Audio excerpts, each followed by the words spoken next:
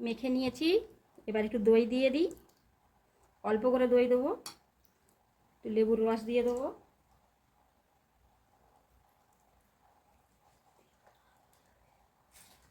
এবার এইটা আলতোভাবে ধীরে ধীরে এর ওপর দিয়ে মেখে নেব, এই লেবুর রস আর এই দইটা এইভাবে মেখে নেব। এটাকে উল্টিয়ে এই ভেতরটা দেবো, এটা উল্টিয়ে এইভাবে এর ভেতরটা এইভাবে আস্তে আস্তে মাখিয়ে দেবো। কড়াই তেলটা গরম হয়ে গেছে, এবার এই মাংসটা আস্তে আস্তে তুলে দেবো।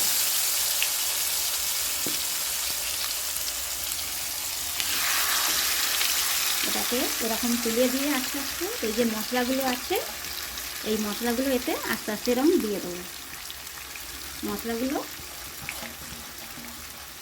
এইভাবে দিয়ে দেবো।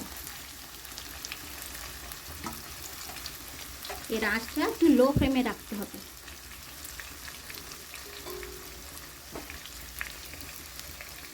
এবার এটা চাপা দিয়ে দেবো।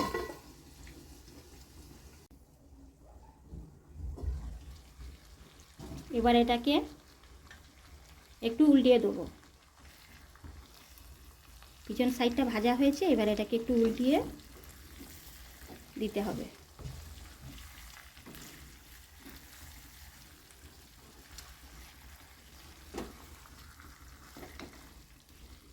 এই সাইডটা দেখছো খুব সুন্দর ভাজা হয়েছে। এইভাবে দু পিঠ ভেজে নেব। এটা কিছু সময় আবার চাপা দিয়ে রাখি। এলাচ, দারুচিনি,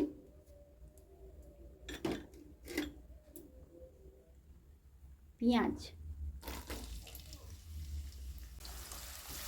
এটাকে একটু হালকা করে ভেজে নেব।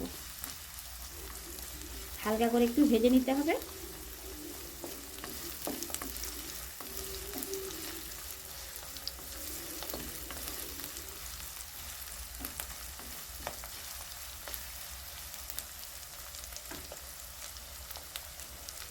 এতে টমেটোটা তুলে দেবো,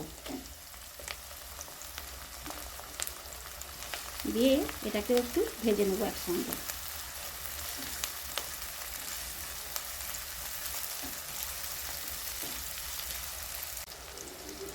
রসুন,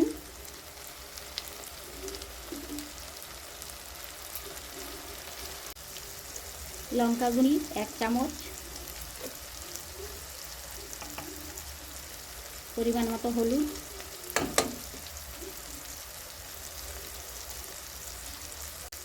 লবণ। তোমরা চাইলে আর একটু লঙ্কা বেশিও দিতে পারো, যেমন ঝাল খাও সেরকম দেবে।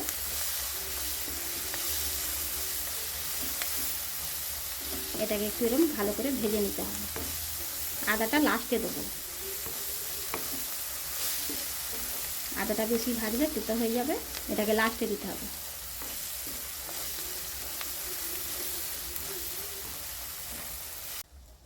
এবার আদাটা দিয়ে দেবো, দিয়ে এটাকে কষে নেব। হালকা করে একটু ভেজে নেওয়ার পর জল দিয়ে দেবো অল্প করে। এবার এতে একটু জল দিয়ে দেবো, অল্প করে একটু জল দিয়ে এটাকে চাপা দিয়ে দিতে হবে।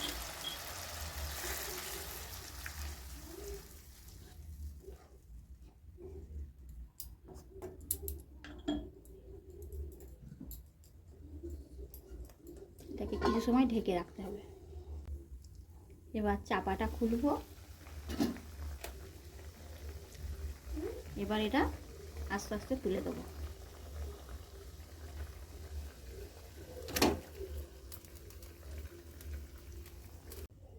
এবার এটা চাপা দিয়ে দেবো।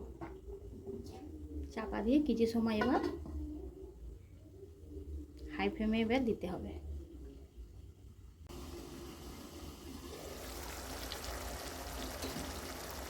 হয়ে গেছে, এবার লাগিয়ে নেব। রেডি হয়েছে, এবার লাগিয়ে নেব। দেখুন বন্ধুরা, চিকেন লেগ পিস রেডি। কালারটা দেখুন খুব সুন্দর লাগছে।